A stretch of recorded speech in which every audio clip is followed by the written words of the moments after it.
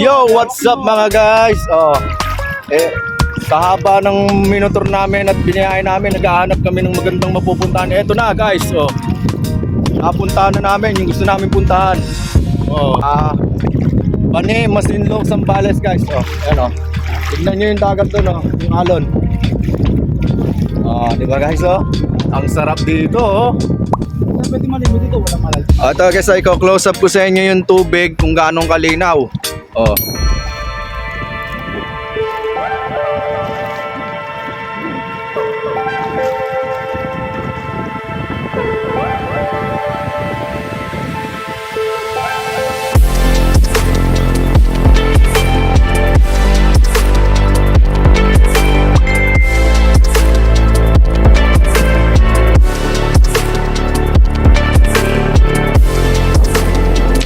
So mga guys, nakita nyo yung tubig, di ba? Napakalinaw. Ito yung napala yung kasama ko. Ayan diba? Ganito kami kapag gusto namin maglaboy. Sabi nga nila mapuntahan mo lang yung mga magagandang lugar na magagandang view, magagandang paliguan. Siyempre, magtitiis kang bumiyahe ng kahit malayo, di ba? Kahit nasa kasulok-sulukan pa yung lugar.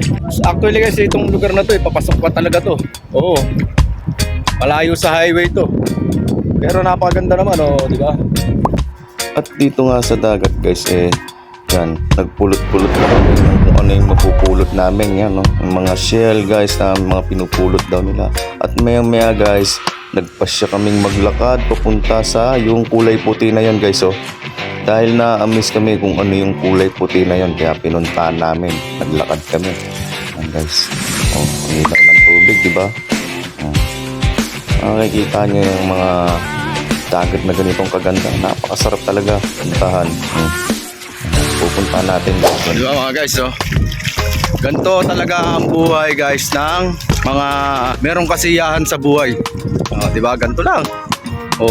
Palakad-lakad sa dagat. Ang sakit sa paa. Ang sakit sa paa guys. Sigurado meron ito naman. May nakuha siya. Gutom na to guys kaya kung ano na pinagpupulot.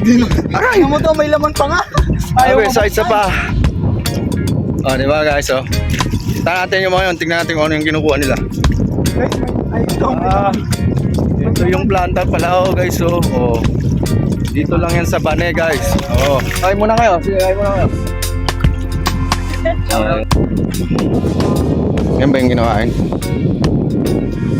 Yan yan din yung kinakain mga guys. Di ba? Nakakuha kami. Yan sila, nangunguha sila. Ito yung pinakapogi sa kanila guys. Ngiti ka boy.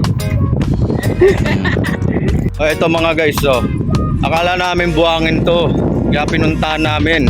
Siyempre na-miss kami guys Pero yung pala guys, ito pala yung mga corals na durog. Ayan yan guys di ba mga guys?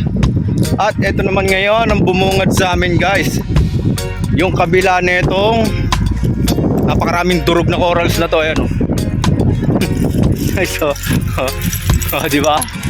Makikita niyo yung mga corals na yan, ang dami di ba? Mga durog na corals guys. Diba? Ayan guys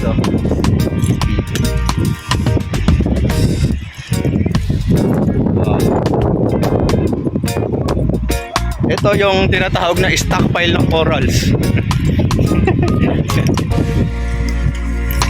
Yun mga guys, di ba? Siyempre pagkatapos nating maglakad-lakad dito, siyempre testingin naman natin kung gaano kasarap yung tubig dito sa dagat na to guys. Na napakalinaw yan guys. Diba? Diba guys, napakalinaw ng tubig. Kaya, tara na! Shower na! Pagmasdan nyo pa guys, yung mga diba?